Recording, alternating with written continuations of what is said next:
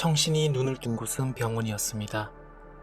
그녀는 상처가 너무 깔끔하게 치료된 것에 놀랐지만 요즘 기술로는 대단한 일이 아니었습니다.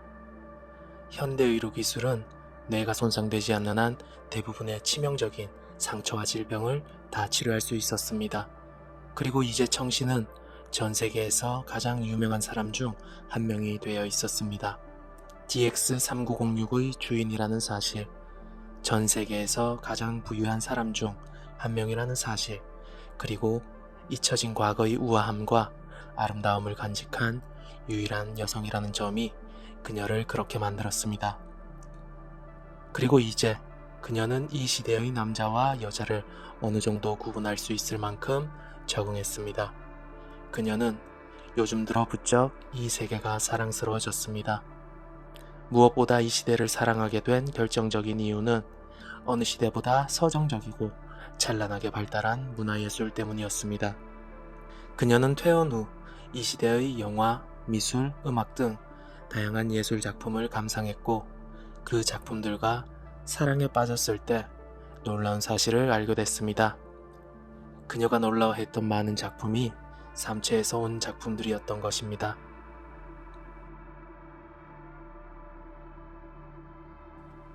위협의 세기가 시작되고 인문학과 예술계에선 문화 반사라는 현상이 전 영역에 걸쳐 일어났습니다. 인류의 문화가 지자를 통해 삼체로 전달되어 그들에게 빠르게 흡수되었습니다. 이는 창작자인 인류마저도 넘어서는 수준으로 발전되었고 이렇게 성장한 삼체의 문화가 다시 지구로 전파되어 문화 반사라는 거대한 물결을 이루게 됐습니다. 하지만 이런 발전은 삼체에게서만 나타난 것은 아니었습니다. 비록 위협의 세기 이전 삼체의 문화가 비로했지만 과학 분야에선 그 방향이 완전히 반대였습니다. 우선 지자에 의해 막혀있던 물리학의 장벽이 풀리면서 삼체의 과학 지식이 인류에게 방대하게 전파됐습니다. 결국 인류는 유엔과 함대 세계에 버금가는 기관 세계과학원을 만들게 되었습니다. 삼체에서 온 지식은 수학, 물리학, 우주학, 생물학 등 과학 전반에 걸쳐 있었습니다. 그 수준은 인류가 몇 세기에 걸쳐 이룩할 수 있는 것이었고 심지어 세계과학원의 흡수 속도가 너무 더디자 삼체는 지자를 이용해 대대적인 과학교육에 나섰습니다. 이렇게 문화와 과학 분야의 교류로 인해 이 세계는 드디어 어둠의 숲이라는 장막이 걷히는 것처럼 보이기 시작했습니다. 위협의 시대가 시작된 이후 태어난 인류는 지자라는 단어를 들으면 동아시아의 미를 뿜어내는 한 아리따운 여성을 떠올리게 됐습니다. 러지에 의해 삼체의 무장이 해제된 후 삼체인들은 그들을 대신해 여성형 생체 안드로이드인 지자를 지구로 파견했습니다. 지자는 이제 삼체인의 대변인이자 지구 주재 대사의 대명사로 인식되고 있었습니다. 청신이 태어난 날 지자는 그녀를 자신의 집으로 초대했습니다. 처음 청신이 지자를 보고 느낀 것은 그녀의 외형이 완벽한 인간이라는 것이었습니다. 그보다 놀라웠던 것은 그녀의 미모가 이미 유전자 조작과 의학의 발달에 힘입은 이 시대의 인류의 미모를 아득히 초월할 만큼 완벽에 가까웠다는 점입니다. 뿐만 아니라 지자의 말투와 행동에서 마치 과거 해이한 시대 영주의 딸 히메기미가 떠오를 만큼 우아하면서도 그 시대의 품격이 그녀에게서 배어나오고 있었습니다. 지자의 단아하고 품위 있는 인사를 받으며 집으로 들어온 청신과 AA는 그녀가 대접해주는 차를 마시며 무겁지도 가볍지도 않은 얘기를 나눴습니다. 대화의 막바지에 지자는 청신에게 다소 의미심장한 말을 전했습니다. 남성성이 사라진 이 세상은 예전보다 아름다워진 만큼 더 연약해진 것 같아요. 청신님이 이 세상을 따뜻하게 보듬어 준다면 감사할 것 같아요. 청신은 그 말의 뜻을 정확히 알 수 없었지만 지자와 삼체가 정말 이 세계를 진심으로 걱정하고 사랑할 수도 있겠다는 생각이 들기 시작했습니다. 지자와의 대화는 이후 한동안 청신에게 꿈같이 몽환적이고 따뜻한 추억으로 남아있게 됐습니다. 하지만 이런 따스한 감정들이 산산이 부서진 것은 그로부터 며칠 되지 않은 어느 날 아침이었습니다. 그녀의 집에는 험악한 분위기의 남자 6명이 찾아왔고 자신들을 이번 검잡이 경선 후보자라고 소개했습니다. 어떤 점에서도 청신과 공통점이 없어 보이는 이들은 사실 이 시대에서 청신과 가장 큰 뿌리를 공유하는 사람들이었습니다. 바로 서기시대인이라는 칭호로 불리는 이들입니다. 이 시대에도 청신처럼 위기세기 초에 동면했다가 깨어난 이들이 소수 존재했습니다. 청신은 여성성이 강조되는 이 시대에 잘 적응해 살아나가고 있었지만 남성이 세계를 지배했던 서기시대에서 온 이 남자들은 시대적 사고관념을 바꾸지 못해 이 시대 사람들에게는 하나같이 위협적으로 보였습니다. 그들이 청신에게 찾아온 이유는 단 한 가지였습니다.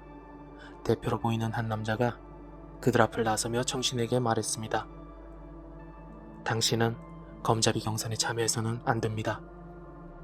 청신은 불과 며칠 전에야 검잡이라는 존재를 처음 알게 되었을 뿐이지 자신이 검잡이가 되려는 생각은 단 한 번도 해본 적이 없었습니다. 이들이 왜 자신을 압박하면서까지 이러는지 전혀 이해할 수 없었습니다. 하지만 그녀의 생각과는 다르게 이미 청신을 이 시대의 새로운 검잡이로 원하는 사람들이 전 세계적으로 늘어나가고 있었습니다.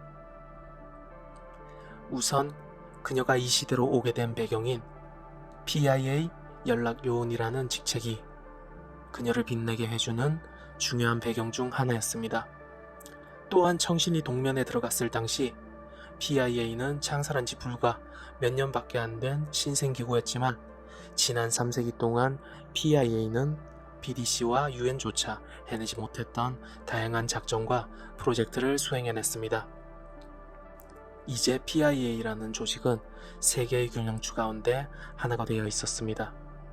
그리고 그녀가 DX3906의 소유자인 것도 중요한 요소였습니다. 이 세계에서 유일하게 또 다른 세계를 소유한 청신에게 언젠가 자신들의 기술력이 수백 광년의 거리를 생활권으로 둘 수 있게 된다면 DX3906 항성계는 인류의 두 번째 안식처가 되어줄 수 있다는 기대가 그것이었습니다. 마지막으로 이 선거의 대부분 유권자는 이 시대의 평균적인 사람이었습니다. 여성화된 이 시대의 평균적인 시대정신은 이미 청신이 그 자리를 맡아주길 강력하게 원하고 있었습니다. 이런 배경들이 청신을 가장 강력한 검잡이 후보로 만들었고 청신 앞에 선 그들은 그녀를 막아보고자 했습니다.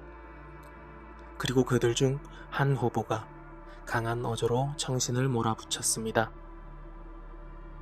당신은 검잡이에 어울리지 않아. 검잡이는 삼체인들에게 두려움을 줄 수 있는 존재여야만 해.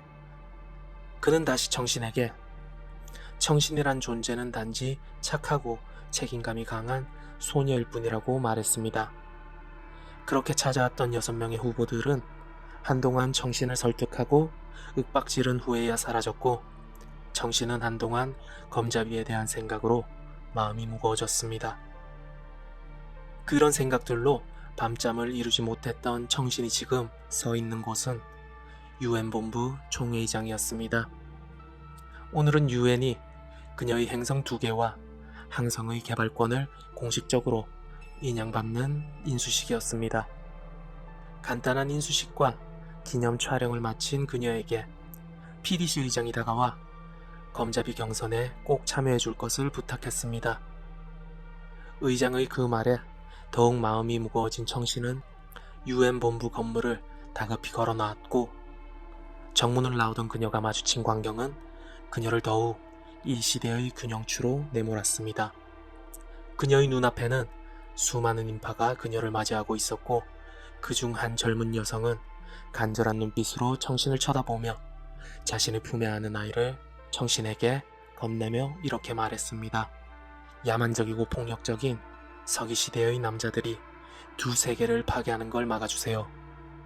지금 시대를 살아가는 대부분의 인류는 위협의 시대 이후 태어나 삼체와의 진정한 평화를 원하는 이들이 대부분이었습니다.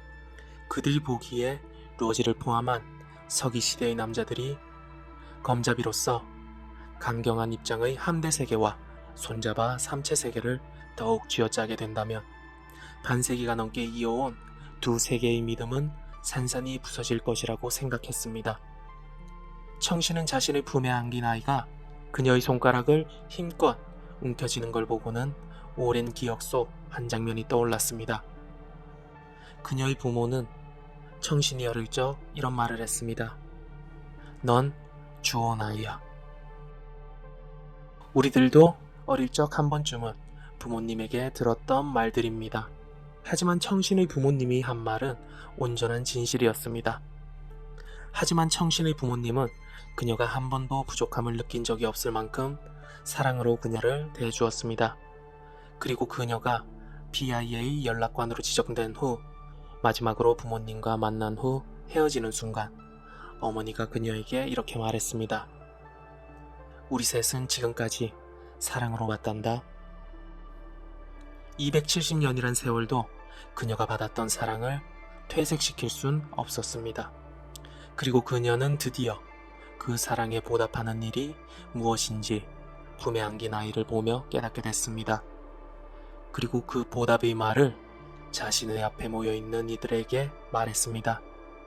제가 검자비 경선에 참여하겠어요. 그래비티오는 오르트 구름 밖 지구와 1.2광년 떨어진 이곳에서 드디어 50년간의 추격 작전의 마무리 단계에 돌입할 수 있게 되었습니다. 아직 함선의 선미에 있는 유리창을 통해 블루 스페이스호의 모습은 보이지 않았지만 이제 그들과의 거리는 겨우 3,000문 단위만이 남았습니다. 그건 항성급 우주전함에게 있어서는 지척이나 다름없는 거리였습니다. 그래비티오의 작전 성공이 눈앞이었지만 그 과정이 결코 순탄치는 않았습니다. 우주를 항해하는 함대는 자동차처럼 쉽게 가속과 감속을 할 수 없었습니다. 이는 감속과 가속 모두에 막대한 연료가 소비되기 때문이었습니다. 지구로 귀환하기 위해서는 전체 연료 탱크의 25%만으로 블루 스페이스호를 추격해야 하는 상황이었습니다. 그래서 지난 50년간은 그래비티오와 블루 스페이스호 항해사 간의 복잡하고 기나긴 가속과 감속 게임의 연속이었습니다. 그리고 1년 전 예상치 못하게 지자가 우주의 사각지대로 진입해버리면서 지구와의 양자통신 채널이 끊어지는 일이 발생했습니다. 양자통신을 위해서는 양자얽힘이 지속되어야 하는데 이렇게 한번 끊긴 얽힘 상태는 일회성으로 복구가 되는 게 불가능한 상황이었습니다. 어쩔 수 없이 그 후로는 실시간 통신 대신 전파 통신과 중성자 미자 통신을 사용할 수밖에 없었습니다. 그래서 그래비티오와 물방울들은 지구와 통신하기 위해 2.6년이나 걸리게 된 상황이었습니다. 그렇다고 이 추격전이 블루 스페이스호에게 유리한 상황은 아니었습니다. 최악의 경우 그래비티오의 연료 소모량이 한계치인 25%에 도달하게 되더라도 그래비티오의 호위를 막고 있는 물방울을 통한 협박이나 파괴라는 최후의 수단이 남아 있었기 때문입니다. 위기의 세기 초, 삼체는 지구에 2대의 지자를 보냈고 이후에도 지속적으로 지자를 추가 생산했습니다. 그중 일부는 태양계로, 나머지는 은하계의 정보 수집을 위해 우주의 여기저기로 보냈습니다. 하지만 정보를 수집하던 지자들 중 많은 수가 어느 날 통신이 하나둘씩 끊어지기 시작했고 이후 삼체는 우주공간 곳곳에 존재하는 사각지대를 발견하게 됐습니다. 그러나 삼체 또한 사각지대의 존재만을 알아냈을 뿐 그 실체는 명확히 알 수가 없었습니다. 위협의 세기 이후 삼체는 이 문제에 대해 인류와 공동 연구를 진행했지만 그럼에도 불구하고 명확한 실체를 파악할 순 없었습니다. 이는 마치 우주에 자신들의 존재를 숨기려는 장막처럼 느껴졌습니다. 두 문명은 사각지대의 분석엔 실패했지만 한 가지 사실은 더욱 명확해졌습니다. 우주가 어둠의 숲 상태임이 더욱 확실해졌다는 사실과 이 사각지대들은 그 존재들에 의해 만들어졌을 거라는 사실이었습니다. 사각지대를 통해 어둠의 숲속에 숨어있는 문명들이 과연 어떤 비밀을 그곳에 숨겨뒀을지는 삼체와 지구에게 언제까지나 비밀로 남아있을 것처럼 보였습니다. 50년간의 추격전에서 그래비티오의 선원들은 대부분 동면 상태였습니다. 함대 내에는 필수 인력 몇몇만이 당직 근무를 서고 있었고, 나머지 기간은 그들 자신의 생체 시간을 정지시킨 채 우주를 여행 중이었습니다. 하지만 얼마 전 블루스페이스호는 더 이상의 도주가 의미 없다는 결론에 이르렀고, 그래비티오를 향해 투항 의사를 밝혔습니다. 이제 동면에 들었던 대부분의 그래비티오 선원들은 최종 체포 단계를 위해 모두 동면에서 깨어난 상태였고, 함선의 고위 간부들은 블루스페이스호와의 구체적인 도킹 절차에 대한 협의로 출항 후 어느 때보다 더욱 바쁜 일상을 보내고 있었습니다. 승선원들 전원이 깨어난 지 얼마 되지 않아 함대 내의 정신과 전문의 웨스트의 상담실에는 대본 중령이 찾아왔습니다. 그는 자신이 최근 환각을 보는 것 같다고 그에게 털어놨습니다. 그런데 그 내용이 심상치 않았습니다. 대본 중령이 환각을 통해 그래비티오 내에서 한 인물을 보게 됐는데, 그는 바로 블루스페이스호에 탑승하고 있는 박의군 소령이란 인물이었습니다. 사실 대본 중령은 함대의 헌병부대 관리자로 최종 체포 단계에서 블루스페이스호의 선원들을 관리하게 될 인물이었습니다. 이런 상황을 알고 있던 웨스트는 그가 이제 곧 시작될 체포작전에 대한 스트레스로 인해 일시적으로 이런 증상을 겪고 있다고 분석했고, 간단한 처방과 함께 상담을 종료했습니다. 하지만 웨스트는 자신이 대본 중령을 너무 나약하게 판단한 것을 전혀 몰랐습니다. 대본 중령은 약 한 세기 전 삼체의 물방울에 의한 함대 전멸 사건 당시 생존자였습니다. 그는 소형 탈출선을 통해 함선을 탈출했고, 홀로 약 2달간 해왕성 궤도를 표류하다가 극적으로 구조됐습니다. 일반인으로서는 상상도 할 수 없는 이런 극단적인 상황에서도 대본 중령은 구조 순간까지 이성을 철저하게 유지했습니다. 그런 그가 고작 죄수 체포에 대한 스트레스로 환각을 본다는 건 말이 안 되는 것 같았습니다. 하지만 대본은 이런 생각들을 속으로 삼켰고, 그렇게 상담실을 나왔습니다. 이반은 지금 함대 내 생활관에 파이프관이 터졌다는 연락을 받고 긴급하게 수리를 위해 그곳에 도착했습니다. 그렇게 파이프의 파손 부위를 관찰하던 이반은 믿을 수 없다는 듯한 표정을 지으며 나지막히 말했습니다. 이건 미소유성체 파편인데 왜 생활관에 이게 있을 수 있지? 미소유성체는 말 그대로 자갈이나 돌멩이만한 소형 유성을 의미했습니다. 가끔 우주선 외벽이 파손될 때 이들이 주범이 되곤 하지만 이는 어디까지나 외벽의 파손일 경우에만입니다. 함선의 내벽과 외벽 사이에는 수많은 보호 격벽이 있어서 미소유성체가 함대 내부에서 발견된다는 것은 있을 수 없는 일이었습니다. 만에 하나 그것들이 모든 외벽을 뚫었다고 해도 지금 이반이 있는 생활관 외벽에는 파손 흔적이 전혀 없었습니다. 이반 옆에서 이 상황을 지켜보던 아이크 중이가 혼잣말로 중얼거렸습니다. 귀신이 고칼 노릇이군. 그가 이렇게 말한 이유는 이반의 상황 때문이 아니었고, 몇 시간 전 자신이 겪었던 일이 머릿속을 가득 채우고 있었기 때문입니다. 몇 시간 전 아이크는 자신의 눈앞에 놓인 광경을 보고 이게 꿈이라고 확신했습니다. 지금 그의 눈앞에는 평소 마음에 두고 있던 베라 중이가 목욕을 마친 모습으로 물기를 말리고 있었습니다. 물론 그녀가 그의 방에 있다는 뜻은 아니었습니다. 그의 방 한 구석에 그녀의 방 일부가 깨끗이 오려낸 듯 덩그러니 놓여 있었기 때문입니다. 그렇게 넋을 놓고 베라를 한참 쳐다보고 있었지만 그녀는 자신이 관찰당하고 있다는 걸 모르는 듯 자신의 일상을 이어갔습니다. 아이크는 자신이 요즘 스트레스를 너무 많이 받은 것 같다고 생각했고, 아무 일 없다는 듯 그 자리에 누워 30분의 알람을 맞추고 눈을 감았습니다.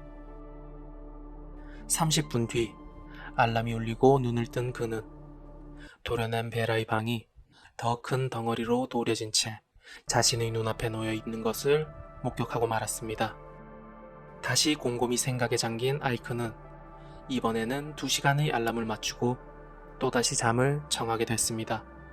그리고 마침내 눈을 떴을 때 그 모든 상황들은 정상적으로 돌아와 있었습니다.